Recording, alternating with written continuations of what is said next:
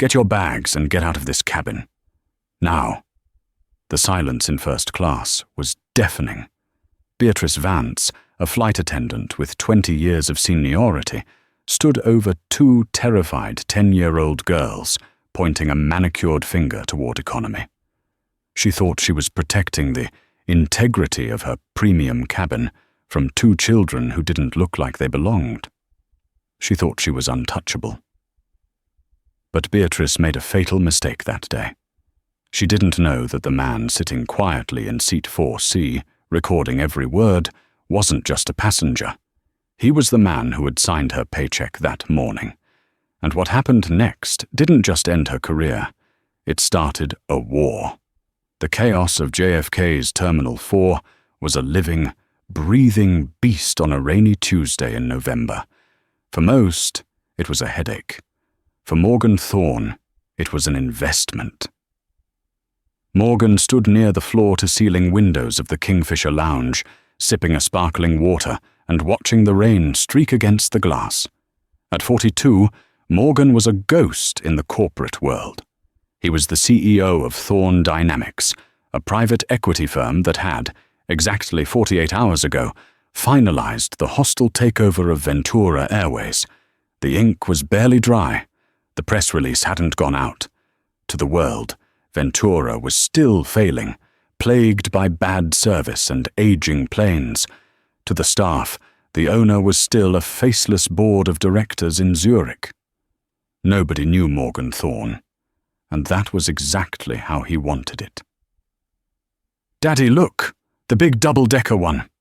Morgan turned, his stoic expression melting into a warm smile.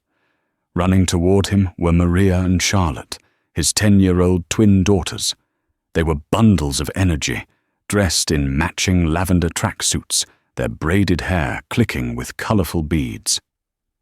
"That's the A380, baby," Morgan said, crouching down to hug them. "But we're on the Dreamliner today. Flight VA402 to London." "Are we sitting with you?" Charlotte asked, her eyes wide. Morgan hesitated. This was the test. "Not this time, sweetie. Remember the game? You two are big girls now. You're going to sit in the very front, in the suites. Daddy is going to be sitting a few rows back. I need to see how the staff treats. Well, everyone." It was a secret shopper audit, but on a nuclear scale. Morgan had been hearing reports, nasty ones, about the culture at Ventura Airways. Allegations of profiling, rudeness, and a caste system enforced by the senior crew. He needed to see it, to believe it. He had booked the girls into seats 1A and 1B, the most expensive first-class suites on the plane. He booked himself into 4C, a business-class seat just behind the curtain, close enough to hear, but separated by class. "Now," Morgan said, handing them their boarding passes. "You have your passports. You have your tickets. You go to the gate agent, scan in, and walk down the jet bridge like you own the place. Because," he whispered with a wink, "technically you do." The girls giggled, grabbing their small carry-on backpacks. "Be polite," Morgan reminded them, his voice firming. "Please and thank you. Always." "Yes, Daddy," they chorused. Morgan watched them skip away toward the boarding gate. He felt a twinge of anxiety. They were black children in a space that was often aggressively white and wealthy. He wanted them to experience the luxury they were born into, but he knew the world wasn't always kind. He checked his watch. Boarding for first class was starting. He pulled his baseball cap lower over his eyes, picked up his tattered duffel bag, a prop for his nobody disguise, and followed them at a distance. At Gate A6, the atmosphere was tense. The gate agent, a young man named Todd, who looked like he was sweating through his cheap uniform, was scanning passes frantically. Standing behind the podium, arms crossed, was the purser. The head flight attendant. Her name tag read Beatrice Vance. She was a woman in her late 50s, her uniform perfectly pressed, her blonde hair sprayed into a helmet of immobility. She wore her seniority like a weapon.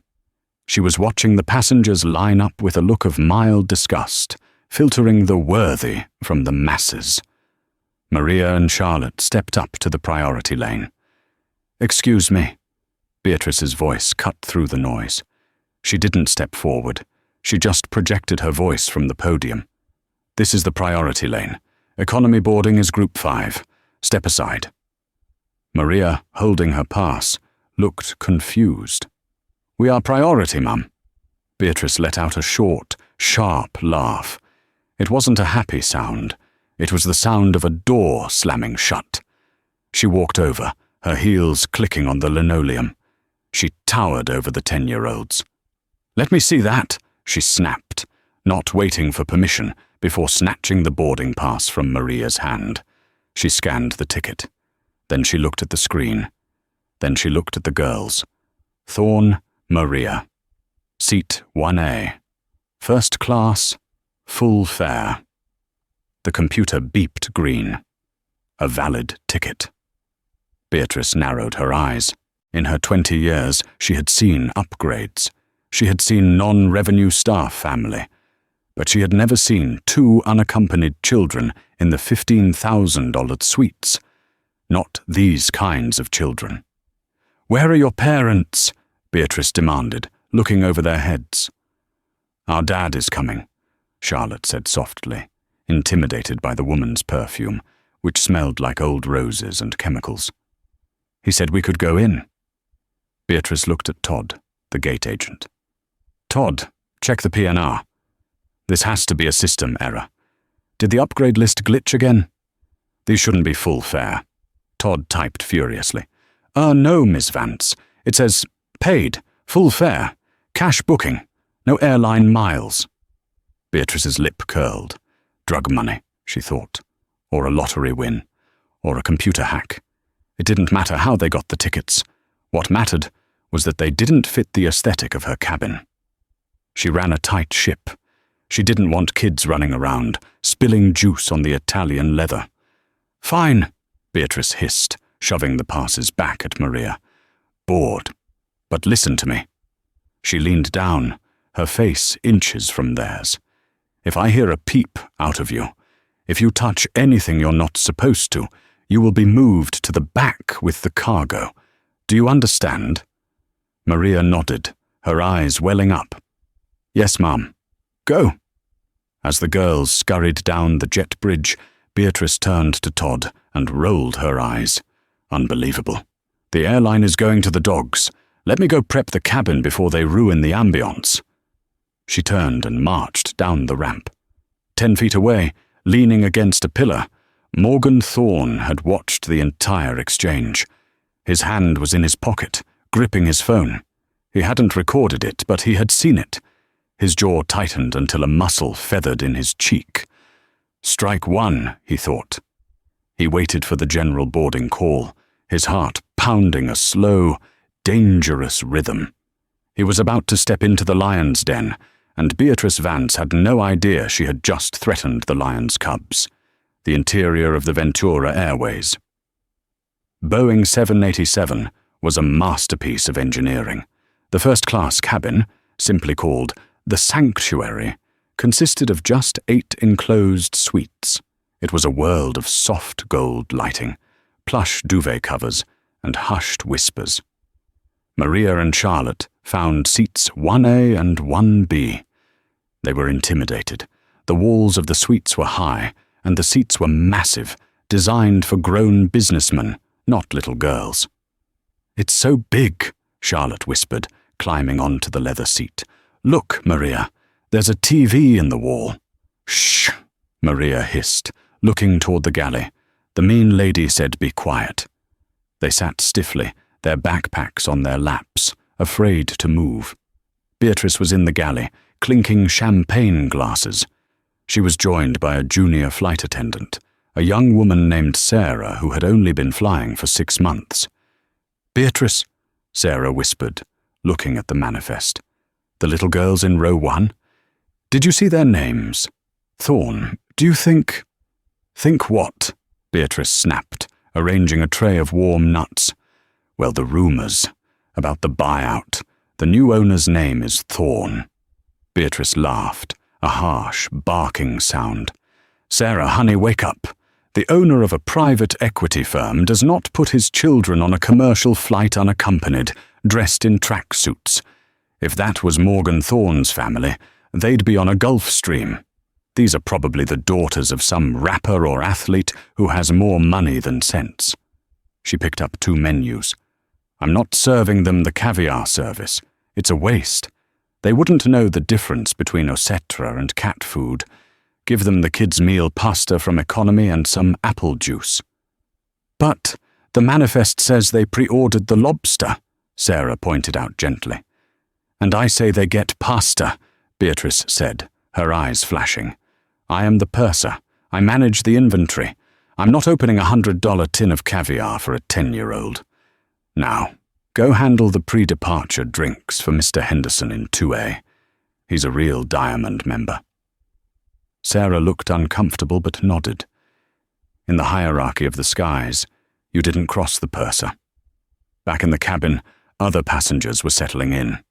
In 2A sat Arthur Henderson, a man in a grey suit who looked like he had been born in a boardroom. He was glaring at the back of Maria's head. "Stewardess!" Henderson called out as Beatrice walked by. "Yes, Mr. Henderson?" "Champagne?" Beatrice smiled, her face transforming instantly into a mask of civility. "Forget the champagne," Henderson grumbled, gesturing at the twins. "What is this? Is this a daycare? I paid $6,000 for peace and quiet. Why are there children in the cabin?" Beatrice sighed, leaning in conspiratorially. "I know, Mr. Henderson. I apologize deeply. A booking error, I suspect. Or affirmative action points. You know how it is these days." She didn't whisper. In seat 1A, Maria heard it. Affirmative action. She didn't know exactly what it meant, but she knew the tone. It was the tone people used when they thought she was stupid. "I will ensure they are kept silent," Beatrice promised. "If they cause even a moment of disturbance, I will have grounds to remove them." Beatrice walked over to the twins.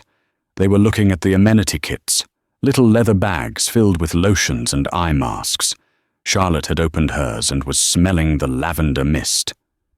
"Don't open that unless you're going to use it," Beatrice snapped, swooping in and snatching the bottle from Charlotte's hand. I was just smelling it," Charlotte stammered. "These are for guests," Beatrice said. "We are guests," Maria said, finding a sudden burst of courage. Beatrice froze. She looked at Maria with genuine shock. To be talked back to? By a child? "Excuse me." Beatrice lowered her voice to a dangerous whisper. "You are passengers. There is a difference. Guests know how to behave. Guests belong. You are here because someone paid for a ticket, but you are on my plane. And on my plane, children speak when spoken to." She loomed over them. "Put the bags away. Sit back. Do not touch the call button. If I see that light go on, we are going to have a very different conversation." She turned on her heel and marched away. Charlotte began to cry silently, big tears rolling down her cheeks. "I want Daddy," she mouthed. Maria grabbed her sister's hand. "Don't cry. She wants you to cry. Daddy is coming." At that moment, the boarding door for the second entry opened.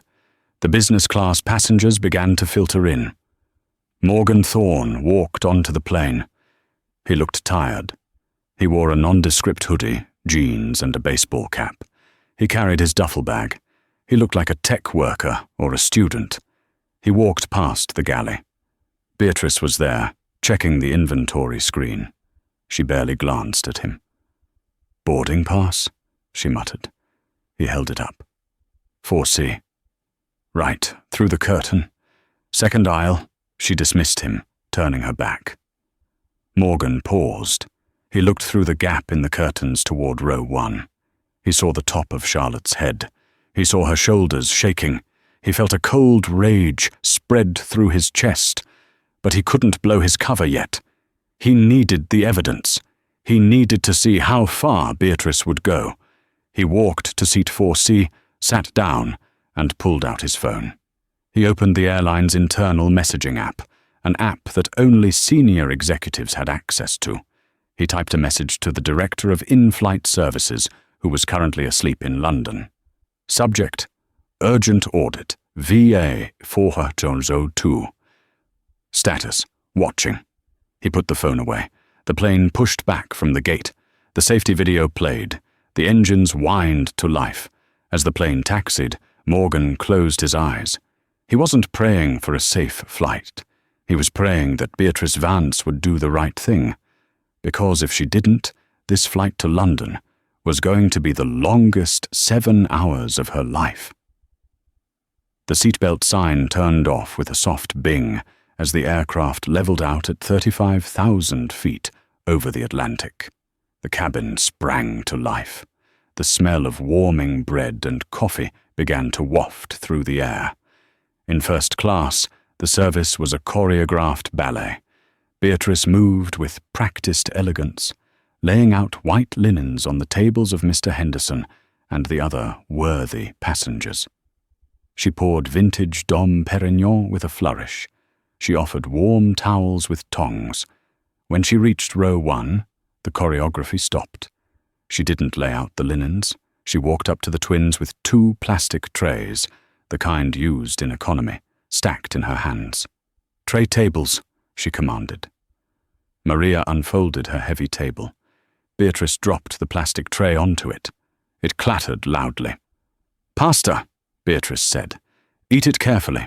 If you get sauce on the upholstery, your parents will be receiving a cleaning bill." Charlotte looked at the tray. It was a foil container of soggy penne and a sealed cup of water. "Excuse me," Maria said, her voice trembling but polite. "My daddy ordered the lobster for us. He showed me on the app." Beatrice sighed, loudly and dramatically. She looked around the cabin, inviting the other passengers to witness her suffering. "Sweetie," Beatrice said, her voice dripping with condescending syrup, "we ran out. The lobster is for the adults. You like pasta, don't you? It's what kids eat." "But Mr. Henderson got lobster," Maria pointed out, pointing to the man across the aisle who was currently tucking a napkin into his collar. "Mr. Henderson," Beatrice snapped, losing the syrup, "has flown 2 million miles with this airline. When you have flown 2 million miles, you can demand lobster. Until then you eat the pasta, or you eat nothing." "I'm thirsty," Charlotte whispered. "Can I have some cranberry juice, please?" "We're out of cranberry," Beatrice lied effortlessly. "Water is healthier." She walked away. In seat 4C, Morgan was watching through the crack in the curtain. He had seen the plastic trays. He had seen the body language. He checked the digital manifest on his phone. Meal load: 8 lobster, 0 pasta. She had gone to the economy galley to get those meals. She had actively gone out of her way to deny them the service he had paid for. Morgan unbuckled his seatbelt. He stood up. A flight attendant from the business cabin, a male attendant named David, approached him. "Sir, the sign is off, but we're starting service. Can I get you something?" "I'm just going to use the forward lavatory," Morgan said, pointing toward the first-class section. "Oh, I'm sorry, sir," David said politely. "The forward lav is reserved for first-class passengers. There's one right behind you." "I know," Morgan said, "but I need to speak to the purser. It's urgent." David looked at Morgan.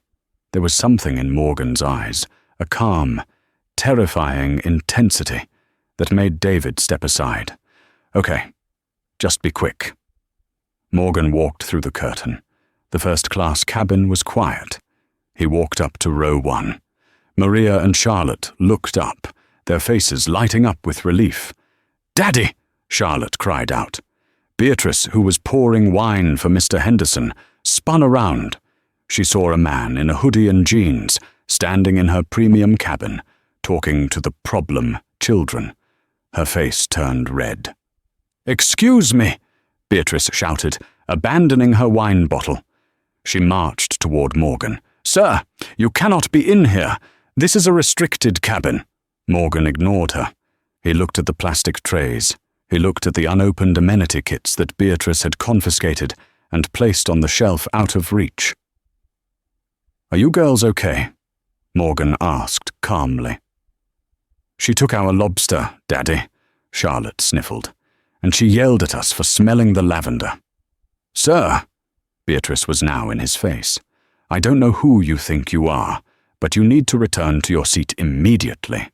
Economy is that way." Morgan turned to face her. He stood up to his full height. He was 6'2", and despite his casual clothes, he held himself with the posture of a man who commanded rooms. "I'm their father," Morgan said. His voice was low, carrying easily through the silent cabin.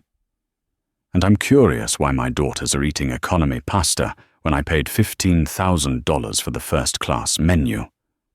Beatrice scoffed. She looked him up and down, taking in the hoodie, the scuffed boots. She made the calculation. New money. Arrogant. Probably used a credit card scam. "We ran out," Beatrice said dismissively. "Now, return to your seat, or I will have the pilot radio authorities to meet us in London. Interfering with a flight crew is a federal offense." "You ran out," Morgan repeated. "Odd. Because I see Mr. Henderson has a lobster, and I see the gentleman in 2F has a lobster. And there are 8 seats in this cabin, and 8 lobsters were loaded." Beatrice's eyes narrowed. "How would you know what was loaded?" "Because," Morgan said, reaching into his pocket, "I can read." He didn't pull out a badge. He didn't pull out a business card. He pulled out his phone and tapped the screen. He held it up to her face. It wasn't a boarding pass. It was the Ventura Airways executive dashboard. It was a live internal app that showed the entire flight status, crew list, inventory, and, most importantly, the org chart. At the top of the screen was a photo of Morgan Thorne wearing a suit. Beneath the name, it read, "Morgan Thorne, owner and chairman." Beatrice looked at the phone. She looked at the photo. She looked at the man in the hoodie. Her blood ran cold. The color drained from her face so fast she looked like she was about to faint. The bottle of Dom Perignon in her hand suddenly felt very heavy. Mr. Thorne?" she stammered. "That's right," Morgan said. "And you are Beatrice Vance, employee ID 492001, based in JFK." The entire cabin was watching. Mr. Henderson had lowered his fork. Sarah, the junior attendant, was standing in the galley with her hand over her mouth. I didn't know," Beatrice whispered. "I thought—" "You thought what?" Morgan asked, his voice hard as steel. "You thought they didn't belong? You thought you could bully 2 10-year-old girls because they didn't look like your typical first-class passengers? You thought you were the gatekeeper?" "I was just trying to maintain the standard of the cabin, sir," Beatrice pleaded, her voice shaking. "We get a lot of fraud. I was just being careful." "Careful?" Morgan stepped closer. "Careful is checking a ticket. Denying a child water is not careful. It's cruel. Giving them substandard food because you think they aren't worthy isn't policy. It's prejudice." "I'm sorry," Beatrice gasped. "I will fix it. I'll get the lobster. I have some in the chiller. No," Morgan cut her off. "You won't." He turned to the junior attendant. "Sarah, is it?" "Yes, sir," Sarah squeaked. "Sarah, you are now the acting purser for the remainder of this flight," Morgan announced. "Ms. Vance is relieved of duty effective immediately." "What?" Beatrice shrieked. "You can't do that. I'm union. I have seniority. You can't relieve me in midair."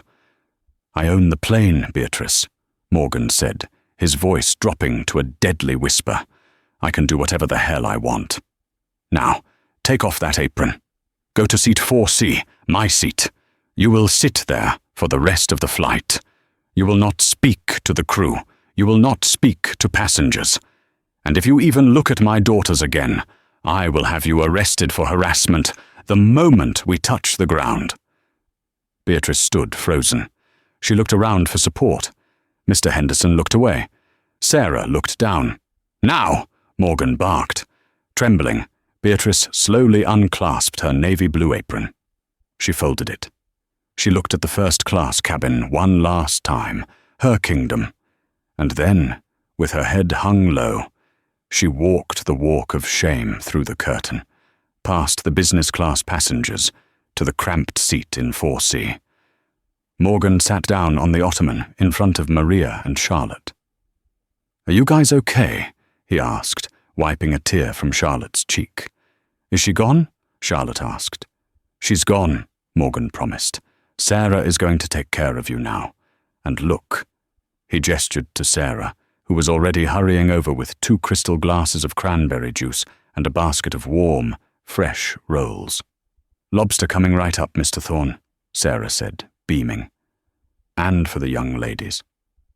Morgan smiled. "Thanks, Sarah." But the story wasn't over. Beatrice was sitting in seat 4C, stewing in her humiliation. She wasn't sorry. She was angry, and she was already planning her defense. She pulled out her phone, intending to text her union rep, unaware that the plane's Wi-Fi logged every keystroke on crew devices. She began to type. "Racist owner took over flight. Attacked me. Need lawyer immediately." She hit send. Morgan's phone buzzed in his pocket. He looked at the notification. It was a security alert from the onboard network. He read the text Beatrice had just sent. He chuckled darkly. She really has no idea who she's dealing with, he thought. The war had just begun. Here is the continuation of the story, picking up right where we left off in the air. For the remaining 5 hours of flight, VA 402, the atmosphere inside the Boeing 787 was thick enough to choke on. In seat 4C, Beatrice Vance sat rigidly. The humiliation was burning her skin like acid. She was a woman who had spent 2 decades curating an image of absolute authority, and now she was squeezed into a business-class seat, a good seat, admittedly, but not her seat, not her galley, not her domain, while a man in a hoodie played host in her sanctuary. To the passenger beside her, a young software engineer named Greg who was trying to sleep, Beatrice was a nightmare. She wouldn't stop shifting. She wouldn't stop muttering. "Can you believe it?"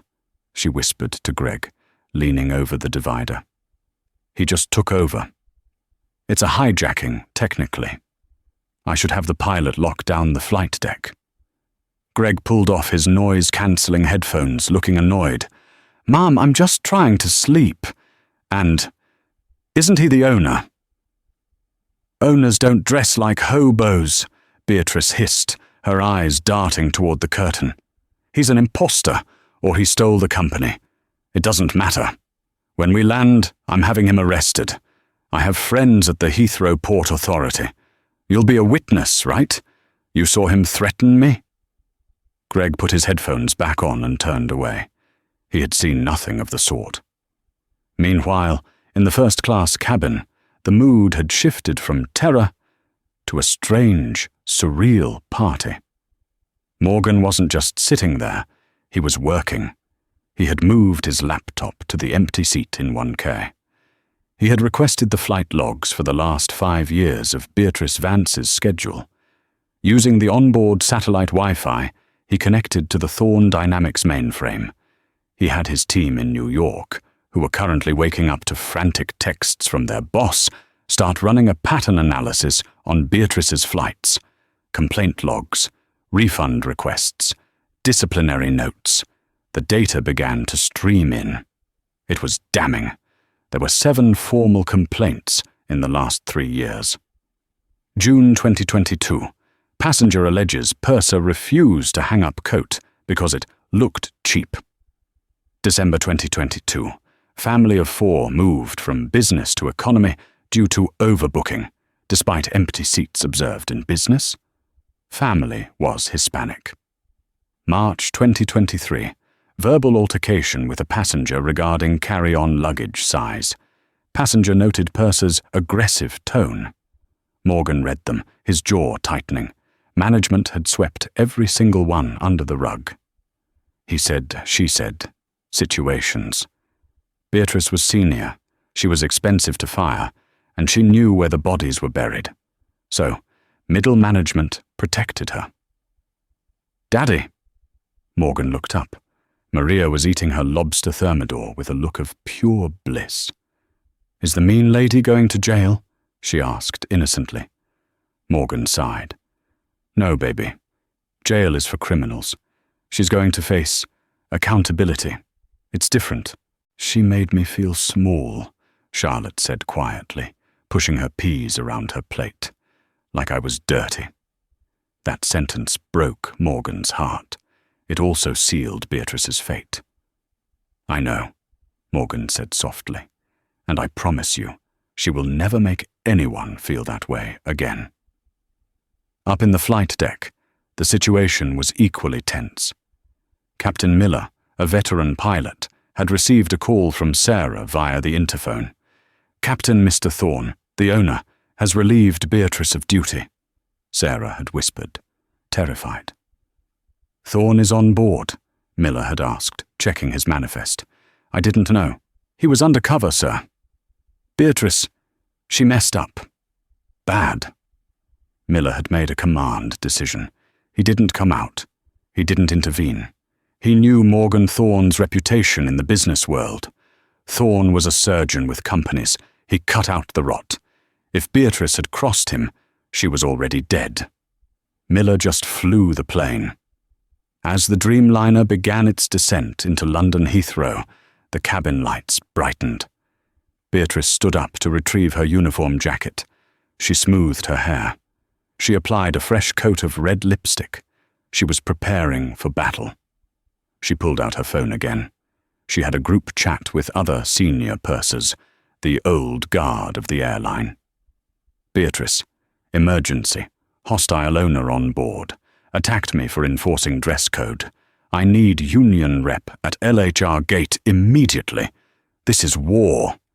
She was spinning the narrative before the wheels even touched the tarmac. She wasn't the villain in her story. She was the martyr. The plane banked over the grey London skyline. Rain lashed the windows. Cabin crew, take your seats for landing, Captain Miller announced. Beatrice buckled in, her knuckles white. She stared at the back of Morgan's head through the curtain gap. You think you can fire me? She thought. I'll sue you for every penny you have. I'll make you the face of corporate bullying. The wheels touched down with a screech of rubber. The plane taxied to Terminal 3. As the seatbelt sign pinged off, Beatrice unbuckled instantly. She grabbed her bag and pushed past Greg, rushing toward the first-class curtain. She intended to be the first one off the plane, to get to the police first. But as she threw open the curtain, she found her path blocked. Morgan was standing in the aisle. He wasn't looking at her. He was helping Maria with her backpack. Excuse me, Beatrice said, her voice icy. I need to open the door. Sarah will open the door, Morgan said, without turning around. That is my job, Beatrice snapped. Morgan turned slowly. You don't have a job, Beatrice. Remember? Before she could respond, the jet bridge connected. Sarah, looking pale but determined, cracked the heavy door open. Standing in the jet bridge were not the usual cleaners or gate agents. Standing there were 2 officers from the Metropolitan Police and a tall woman in a sharp grey suit, Elena Corves, the London station manager for Ventura Airways. Beatrice's face lit up. Elena was an old friend. They had done drinks many times. Elena, Beatrice cried out, pushing past Morgan. Thank God! You have to arrest this man. He assaulted me. He hijacked the cabin." Elena Corves didn't smile. She didn't step forward to hug her friend. She stood with her arms crossed, holding a tablet. "Beatrice Vance?" one of the officers asked. "Yes, I am the victim here," Beatrice shouted, pointing a trembling finger at Morgan. "Ms. Vance," Elena said, her voice flat and professional. "Please hand over your crew ID and your company tablet." Beatrice froze. "What?" "Elena, it's me. B. What are you doing?" "Mr. Thorne messaged us 3 hours ago," Elena said, glancing at Morgan with a look of deep respect and fear. "We have the statements from the crew. We have the statements from the passengers in 1A and 1B. Beatrice, you are suspended, pending an immediate investigation. You are to be escorted off the premises. You are not to speak to any staff." "Suspended?" Beatrice shrieked. "Because of him? Because he brought his brats into first class?" The silence that followed that slur was absolute.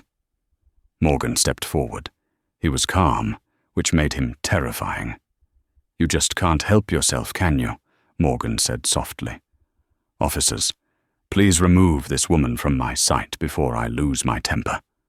"This isn't over," Beatrice screamed as the officers took her by the arms. "I'm calling the press. I'm calling the union. You'll see. You'll all see." She was dragged up the jet bridge, her heels scraping the floor, shouting threats that echoed off the metal walls. Morgan watched her go. He felt no satisfaction, only exhaustion. He turned to his daughters. "Come on, girls," he said, picking up his duffel bag. "Welcome to London." But Beatrice was right about one thing. It wasn't over. By the time Morgan and his daughters reached their hotel, the penthouse at the Shangri-La in the Shard, the story had already broken. But not the way Morgan expected. Beatrice Vance had not wasted a second. Sitting in the back of a London taxi, furious and humiliated, she had called her nephew, a freelance journalist for a mid-tier British tabloid known for rage-bait headlines. Within 2 hours, the article was live. Headline: Billionaire. Bully: New airline owner fires veteran stewardess mid-air for not serving his kids fast enough. The article was a masterpiece of fiction. It painted Beatrice as a dedicated 60-year-old grandmother. She had no grandchildren, who was brutally verbally abused by an arrogant American tycoon because she dared to ask his children to lower their voices during the safety demonstration. It claimed Morgan had thrown a tray of food at her. It claimed his children were running wild in the aisles. It had a grainy photo of Beatrice, looking tearful outside Terminal 3, holding a tissue to her face. Twitter, X, exploded. A fly-safe queen. Disgusting behavior from the 1%. Support our flight crews. Judgment to boycott Ventura. My labor lad, this is what happens when private equity takes over. They treat workers like trash. Rehire Beatrice. Aviation Daily. Ventura Airways in crisis mode as CEO goes rogue on Flight 402. Morgan sat on the velvet sofa of the hotel suite, watching the news on the massive TV. Maria and Charlotte were asleep in the bedroom, thankfully oblivious. His phone was ringing off the hook. His PR team in New York was in a panic. "Morgan," said Julia, his VP of Communications, her voice tight over the speakerphone. "It's bad. It's trending #1 in the UK and then #4 in the US. The union just issued a statement. They're threatening a strike if she isn't reinstated with an apology. They're painting you as a monster." "Let them," Morgan said, sipping a scotch. "Morgan, you don't understand," Julia pleaded. "They have a narrative. Old working-class woman versus rich black tycoon. They are weaponizing the race angle in a weird, reverse way, saying you used your power to crush a vulnerable employee. We need to issue a statement. We need to apologize." "No," Morgan said. "Morgan." "I said no, Julia. Do not issue a statement. Do not apologize. Do not engage."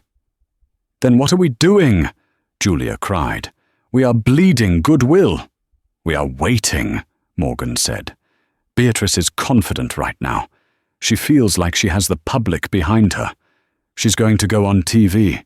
She's going to lie. I want her to tell her entire story. I want her to commit to every single lie on record. And then?" "And then," Morgan said, looking at the flash drive sitting on the coffee table, a drive containing the encrypted security footage from the 787 cabin that Captain Miller had personally delivered to him an hour ago. "And then we nuke her." The next morning, Beatrice Vance was on Good Morning Britain. She looked pale, dressed in a modest cardigan, wiping away fake tears. "I've given my life to the sky," she told the sympathetic hosts. 20 years. Missed Christmases. Missed birthdays. And this man, he just looked at me with such hate. He told me I was the help. He said his children were royalty and I should bow to them. "Did he really say that?" the host asked, shocked. "He did," Beatrice lied effortlessly. "He said, 'I own you.' It was terrifying. I was just trying to keep the cabin safe." The host turned to the camera. "Absolutely shocking. Ventura Airways has refused to comment." "Shame on you, Mr. Thorne." Beatrice smiled inwardly. She had won. She would get a massive settlement, maybe £2 million. She would retire in Spain. She left the studio feeling invincible. She checked her phone, a missed call from her union rep, Tom. She called him back. "Did you see me, Tom?" "I nailed it." "Beer!" Tom's voice sounded strange, strained. "You need to come to the office. Now." "Why? Is the settlement offer in?" "Just come in, B. The airline—" They finally responded. They sent a file. Beatrice felt a tiny flicker of unease. "What kind of file?" "Video," Tom said. "Audio. Everything." The conference room at the Ventura Airways headquarters in London was cold. It was a glass box overlooking the runway, grey and sterile. Beatrice sat on one side of the long oak table. Next to her was Tom, her union rep, and a solicitor the union had hired, a sharp-nosed man named Mr. Greaves. On the other side sat Morgan Thorne. He wasn't wearing a hoodie today. He was wearing a bespoke charcoal suit that cost more than Beatrice made in 3 months. Next to him was Elena Corves and a lawyer from the firm's devastatingly expensive legal team. "We are here to discuss the reinstatement of Ms. Vance," Mr. Greaves began, blustering, "and the compensation for the emotional distress caused by your client's erratic behavior. We are asking for £5 million and a public apology." Morgan didn't say a word. He just stared at Beatrice. His eyes were unblinking. "If these demands aren't met," Greaves continued, "we proceed with the lawsuit. We have the public on our side. The interview this morning was just the beginning." Morgan finally moved. He reached out and tapped the laptop in front of him. "Ms. Vance," Morgan said. His voice was calm, conversational. "You went on national television today and said I told you to bow to my children. Is that correct?" "You did," Beatrice said, lifting her chin. "You were abusive." "You also said," Morgan glanced at his notes, "that my children were running wild and that you politely asked them to sit down, at which point I threw a tray at you." "That's exactly what happened," Beatrice said. "Tom, why are we listening to this? They need to pay." "Tom," Morgan said, looking at the union rep. "I'm going to play something for you. This is the cabin security footage. Now, usually, these cameras don't record audio to protect privacy. But on the new Dreamliners, in the event of a security incident, which Ms. Vance triggered when she threatened to call the police, the system buffers and saves the previous 30 minutes of audio and video." Beatrice's face went slack. She didn't know that. Nobody told the crew that. "Let's watch," Morgan said. He pressed play. The large screen on the wall flickered to life. The resolution was 4K crystal clear. There were Maria and Charlotte sitting quietly in their seats, colouring in books. They were silent. Then Beatrice entered the frame. Audio. "Tray tables," Beatrice's voice sneered. The room watched as she slammed the plastic trays down. Audio. "Eat it carefully.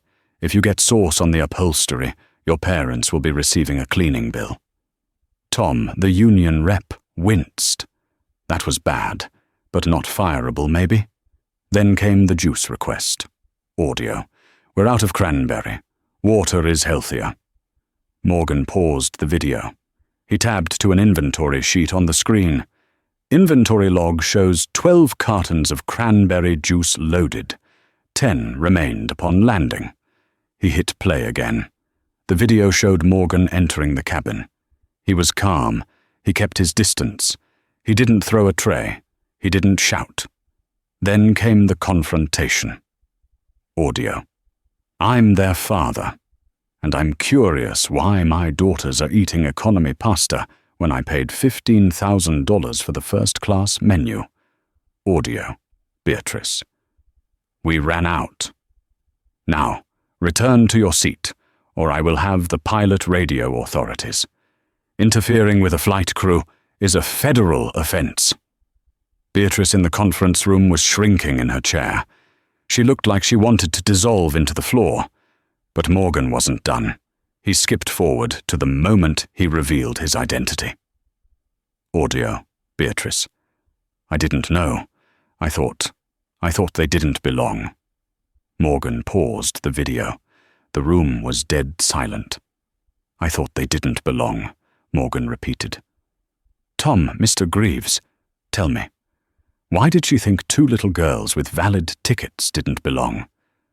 What was the one variable that made her decide to deny them service, deny them food, and threaten them?" Mr. Greaves, the lawyer, closed his folder. He knew a losing hand when he saw one. "And finally," Morgan said, "the defamation." He played a clip from Good Morning Britain side by side with the raw footage. TV Beatrice. "He threw a tray at me." Real Beatrice, standing unharmed, sneering at the children. TV Beatrice. "He told me to bow." Real Beatrice. Silence. Morgan closed the laptop. "This is fraud," Morgan said. "This is perjury. This is gross misconduct. And this is a hate crime." He leaned forward. "Here is my offer. Miss Vance is terminated immediately. She loses her pension. We are filing a civil suit against her for defamation of character and brand damage. We are suing for the £5 million she just asked for." "Now wait a minute," Mr. Greaves stammered. She's been under a lot of stress." "No," Morgan said. "I checked her logs. She has done this before, to a Hispanic family, to a Nigerian businessman. She is a predator who uses her badge to bully people she doesn't like. And today, she picked the wrong family." He stood up. "Beatrice Vance, you are banned for life from Ventura Airways.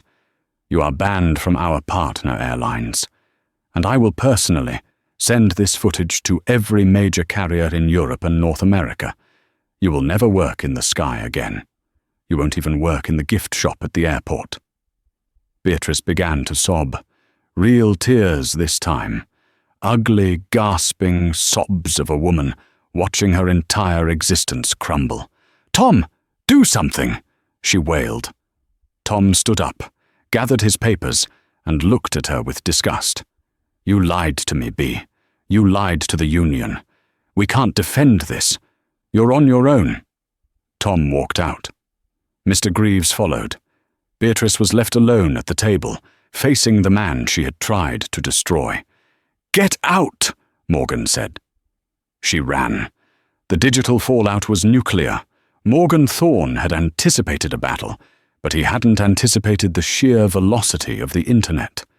When Ventura Airways posted the raw, unedited security footage to their official Twitter account at 2 South p.m., the caption was a single word: transparency. For the first 20 minutes, the comments were a war zone. Beatrice's defenders, rallied by the morning's tearful interview on Good Morning Britain, screamed about doctoring and deep fakes. But then, the truth settled in. The audio was too clear. The body language was too undeniable. The world watched the split-screen reality. On the left, Beatrice sat on national television, dabbing dry eyes with a tissue, claiming she was terrified for her life. On the right, the footage showed her sneering at a 10-year-old child, slamming a plastic tray of pasta onto a first-class table like a prison warden feeding an inmate. The tide didn't just turn, it evaporated. The hashtag #LoszkaJustice4B vanished, instantly replaced by #Beatrice the Bully, which trended at #1 globally within the hour. In a small rented flat in Hounslow, Beatrice had been advised by the police to leave her home due to the paparazzi camped on her lawn. Beatrice Vance sat on a lumpy sofa, watching her life disintegrate on an iPad. She refreshed her email. Ding! A message from the union. Subject: representation withdrawn. Ms. Vance, in light of the irrefutable evidence of perjury and gross misconduct, the cabin crew union cannot proceed with your grievance claim. Your membership is hereby suspended. Ding. A message from her lawyer, the blustering Mr. Greaves. Subject: legal retainer. Beatrice, I can no longer represent you. The retainer fee has been exhausted, and given the defamation countersuit filed by Thorn Dynamics, this is a conflict of interest. Good luck. She was alone. The silence in the flat was heavier than the roar of any jet engine.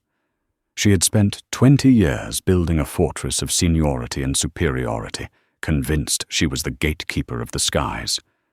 Now, the gate was locked, and she was on the outside. The official termination letter arrived by courier the next morning. It was brutal in its efficiency. She was fired for gross misconduct. In the UK aviation industry, this was the death penalty. It meant immediate dismissal. It meant no severance pay. And, most devastatingly, it meant the loss of her company-matched pension benefits that she hadn't yet fully vested. She had been 2 years away from a golden retirement in Alicante.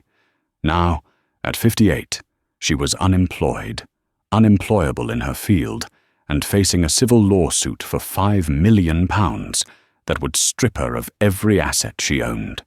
The lawsuit, of course, was never about the money for Morgan.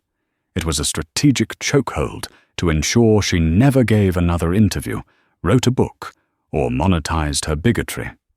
Eventually, they settled. Beatrice surrendered her home equity to cover legal costs and signed a terrifyingly strict non-disclosure agreement. She was left with nothing but her clothes and a bruised ego that would never heal. 6 months later, the winter winds were howling through the sliding doors of Luton Airport, a hub known not for luxury dreamliners, but for budget carriers, stag parties, and chaotic queues. In the drafty arrivals hall, a kiosk sat against the back wall, bathed in harsh fluorescent light. The sign above it read, "Budget bus transfers, tickets and SIM cards." Sitting behind the plexiglass was a woman. She had dyed her signature blonde hair a dull, muddy brown to avoid recognition. The immaculate Ventura Airways uniform was gone, replaced by a cheap, ill-fitting polyester vest that was 2 sizes too big. It was Beatrice. "Ticket to Victoria Station," an impatient backpacker grunted, shoving a damp £10 note under the glass. "That's £12, Beatrice said, her voice raspy. The refined, transatlantic accent she had cultivated for the first-class cabin was slipping, revealing the exhaustion underneath. "Sign says 10, the man argued, pointing. "Peak hours. Beatrice muttered, not making eye contact. "It's 12. Whatever. Hurry up." As she printed the ticket, a group of flight attendants from a budget airline walked by, pulling their roller bags, laughing, talking about their layover in Barcelona. Beatrice froze. She watched them with a hunger that was physically painful. That used to be her. The click of the heels, the lanyard, the belonging. Now she was the invisible help. She was the person she used to look down on. A young woman in the queue squinted at her. She held up her phone, zooming in. "Oh my God," the girl whispered to her friend. Isn't that the racist lady from the viral video? The one who got fired?" Beatrice heard it. She kept her head down, staring at the ticket machine, praying for the floor to open up and swallow her whole. "Here is your ticket," she whispered, sliding the paper through the slot. "Next, please." This was her sentence. No jail time, no handcuffs, just a slow, grey existence of servitude in the very place she used to rule, stripped of all power, forced to serve the public she had despised, one bus ticket at a time. While Beatrice faded into obscurity, Ventura Airways was undergoing a metamorphosis. Morgan Thorne didn't just fire a bad apple, he burned down the orchard and replanted it. The Thorne Doctrine, as the business press called it, became a case study in corporate turnaround. He didn't run the airline from the boardroom in New York. For the first 3 months, he was in the field. He personally conducted town hall meetings in every major hub. He fired 3 regional directors who had a history of burying HR complaints. He installed a new, independent Office of Integrity that reported directly to him, bypassing the chain of command. But the biggest change was cultural. He abolished the rigid hierarchy that made pursers like Beatrice feel like gods. He implemented a service-for-all training program. He even changed the meal policy. If a child in first class wanted a specific meal, they got it first, not last. The stock price, which had wobbled during the initial scandal, roared back, tripling in value. Ventura Airways wasn't just profitable, it was loved. 1 year to the day after the incident, the morning sun glinted off the chrome fuselage of a Ventura Airways A350 sitting on the tarmac at JFK. Flight V901 to Tokyo Haneda. Morgan Thorne walked down the jet bridge, holding hands with Maria and Charlotte. They were 11 now, a little taller, a little more confident. They weren't wearing tracksuits this time. They were wearing comfortable travel clothes, but they carried themselves with a new assurance. They reached the aircraft door. The purser waiting there was Sarah, the young, terrified junior attendant from the London flight. She was no longer junior. She wore the navy blue blazer of the senior lead, and she wore it with a grace Beatrice had never possessed. "Welcome back, Mr. Thorne," Sarah said, her smile genuine and warm. She knelt down to eye level with the twins. "Hi, Maria. Hi, Charlotte. I have your seats ready. And guess what?" "What?" Maria asked, her eyes wide. "We have the Japanese tasting menu loaded," Sarah whispered conspiratorially. "But I also stashed 3 extra chocolate mousses in the galley with your names on them. Just in case." Charlotte giggled. "Thank you, Sarah." They walked into the first-class cabin. It looked the same, the gold lighting, the plush leather, but it felt different. The air was lighter. The tension was gone. Morgan settled into seat 1A. He watched his daughters climb into their suites across the aisle. They weren't scared to touch the buttons anymore. They weren't looking over their shoulders, waiting to be scolded. They were adjusting their screens, putting on their headphones, and settling in like they belonged. Because they did. As the plane pushed back and the engines began their deep, powerful hum, Morgan looked out the window at the sprawling airport. Somewhere out there, the old guard was gone. swept away by the inevitable current of progress. He pulled out his phone and sent a quick text to the COO in London. Status: wheels up. Crew is excellent. The culture holds. He put the phone away and closed his eyes.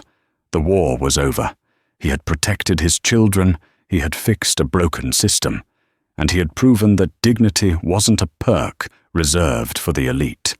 It was the standard. "Daddy," Charlotte called out from across the aisle. Morgan opened his eyes.